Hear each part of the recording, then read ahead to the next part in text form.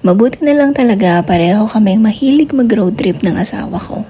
Dahil sa tagal mong stress kakahanap ng trabaho, hindi rin makakatulong kung magmumukmok at mag-i-stay ka lang palagi sa loob ng bahay. Pero kahit lagi kami nagro-road trip, minimake sure din namin na hindi naman lavish or labis-labis ang bawat alis namin. Lagi kami nagbabaon ng kung anumang snacks ang meron kami sa bahay para may nangunguya habang nasa daan. At nagbabaon din kami ng tanghalian. Kaya tuwing ganitong may road trip, usually ang gastos lang namin ay ang gas at kape. Or minsan, pag meron kaming nakikitang ice cream shop, bumibili din kami. Basta minimal lang yung gastos. Kasi sa aming dalawa, si Mr. lang yung merong full-time job. At ako ito, pakain-kain lang. Charing. Sa ngayon, ang focus ko ay digital marketing kung saan nagbebenta din ako ng mga digital products. Pero dahil nagsisimula pa lang ako, hindi pa ganun kalaki yung kita. Pero minsan naiisip ko nga, kung doon ko na lang kaya ibuhos lahat ng effort ko. Kasi baka hindi talaga ako pang 9 to 5. Baka naman pang business talaga ako. Alam nyo ba yung burnt toast theory? Feeling ko, applicable siya sa nangyayari ngayon sa buhay ko. Baka masyado ko lang pinipilit yung mga bagay na hindi naman pala talaga para sa akin. By the way, sa dami ko na namang sinasabi, nakarating na nga kami dito sa first en route na nadaanan namin. Ang destination pala namin ngayon ay sa southernmost part ng mainland Canada, which is the Point Pelee. It's 3 to 4 hours drive, depende sa traffic. Minsan kasi meron kayong madadaanan ng mga accident na nagkakos ng traffic. So ito na nga ang aming kape, which cost us $11. Dito na nga din kami nagpagas para dire-diretso na ang biyahe mamaya. Nakakatuwa lang din makita na kasabay pala ng birthday ko ang camp day ng Tim Hortons. By this time, siguro mga nasa 2 hours away na lang kami from our destination. Medyo mainit nga ang panahon ngayon. At madalas nga kapag nag-road trip kami, puro mga truck ang nakakasabay namin sa daan.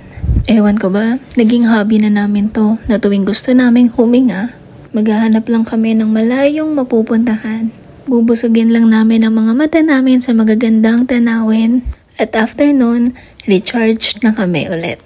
By the way, kung mahilig nga kayo sa mga dried fruits, you might want to try this Nutty Fruity from Costco. Una nga namin siyang na-try dun sa mga free taste sa Costco. At ngayon, halos 2 buwan na kaming may supply nito. Ang sarap na kasing gawing snack. Tapos ang healthy pa, meron din niyang mango, yung kaninang minumukbang ko. Yun naman is kung mahilig kayo sa mga spicy. Sa mga oras nga na to ay sobrang nabuburya na ako sa tagal ng biyahe. At hindi ko na nga ma-appreciate ang view dahil sa haba ng highway na dinadaanan namin. Hindi ko alam kung ADHD ko na ba itong umaatake sa mga oras na to. Pero nililibang ko na lang talaga yung sarili ko. Hanggang sa bumungad na nga ang mga windmill na to sa amin. Which means, na malapit-lapit na kaming makarating sa destination namin. Ito na nga ang exit. At pagtapos nito, puro province vibes na nga lang ang makikita nyo. Puro palayan sa paligid, may mga mais at kung ano-ano pa. Napakalawak ng lupain dito at sobrang hiwa-hiwalay ang mga bahay. Tuwing napapadaan pa man din kami sa mga ganito, hindi namin maiwasang isipin at mangarap na sana magkaroon kami ng chance makatira sa ganitong lugar.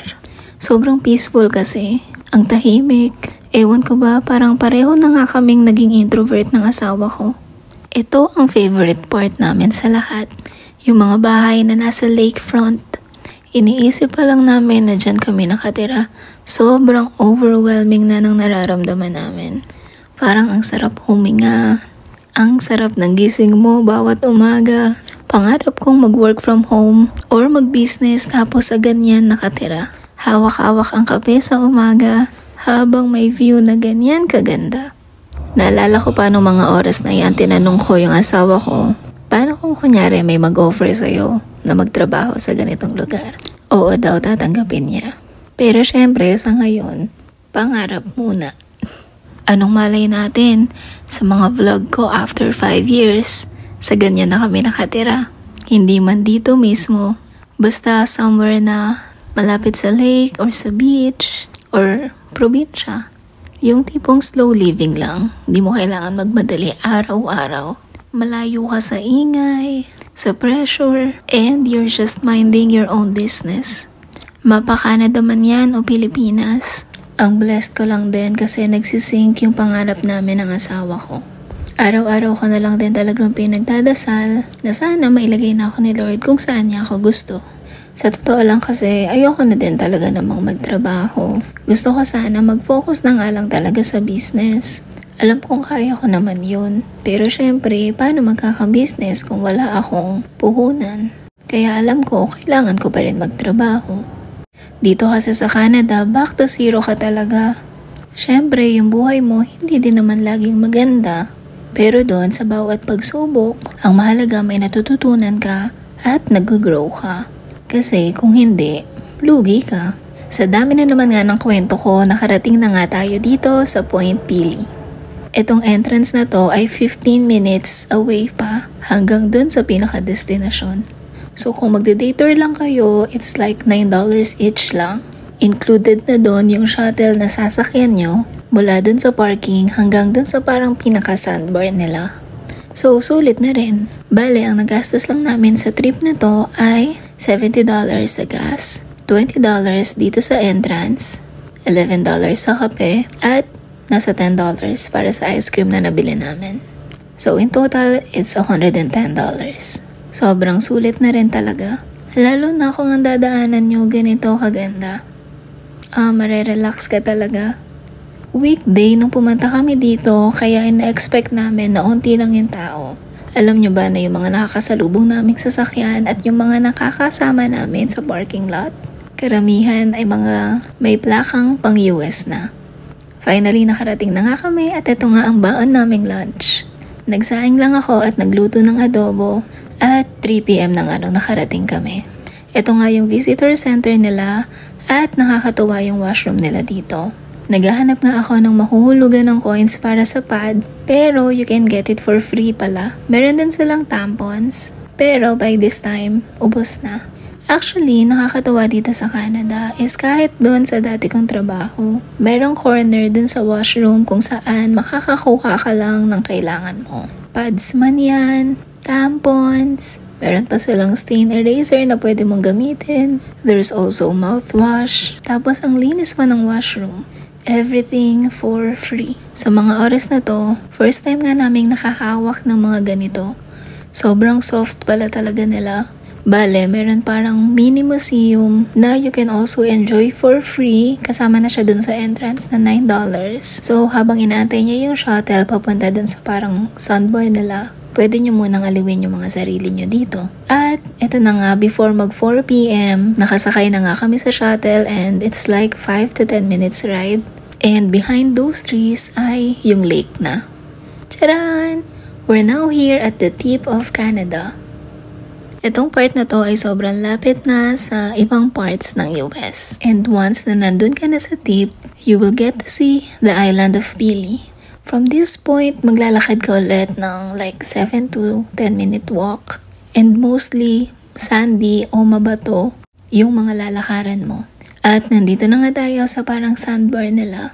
Kahit nga weekday to, medyo marami pa rin yung tao. You're not allowed to swim here dahil daw sa current, pero may mga makikita ka pa rin lumalangoy. This place reminded us of Kalangaman Island, na may ganito ding sandbar. But of course, it is much, much better. Yung Kalangaman Island para talaga siyang paradise. Pero masaya na rin kami na nakarating kami dito. At yun na nga, nakikita na namin mula dito ang Island of Pelee. For me, sobrang interesting ng lugar na to.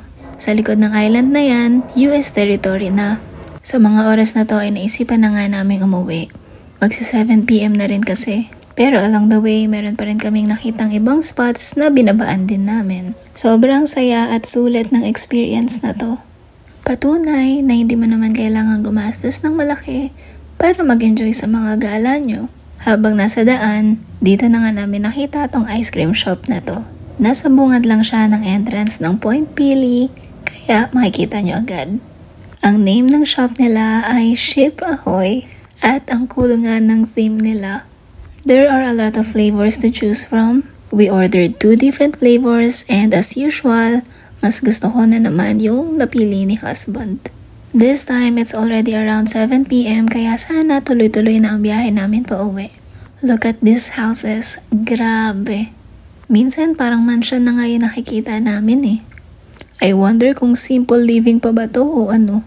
Kasi parang ang yayaman ng mga tao. Mabubusog talaga yung mga mata nyo. Hindi ko maiwasang hindi i-video. Actually, papunta pa lang kami, nakita ko na yung mga yan, pero dahil sobrang na-amaze ako, mas gusto ko makita na lang sila with my bare eyes. But this time nung pauwi na, hindi ko na napigilan at kinuhanan ko na nga sila ng video. Kasi tuwing nakakadaan talaga kami sa mga ganito, sobrang nai-inspire ako. Hanggang sa nakarating na nga kami ng highway. Here's husband na tinatry na ngang ubusin ang snacks namin para hindi siya antukin. After nga nito, nakatulog na ako ng siguro mga 1 o 2 oras. Hanggang sa naggabi na nga. Sobrang thankful ko talaga sa asawa ko kasi wala siyang karekla-reklamo. Malapit na nga kaming makauwi kaya samahan niyo ulit kami next time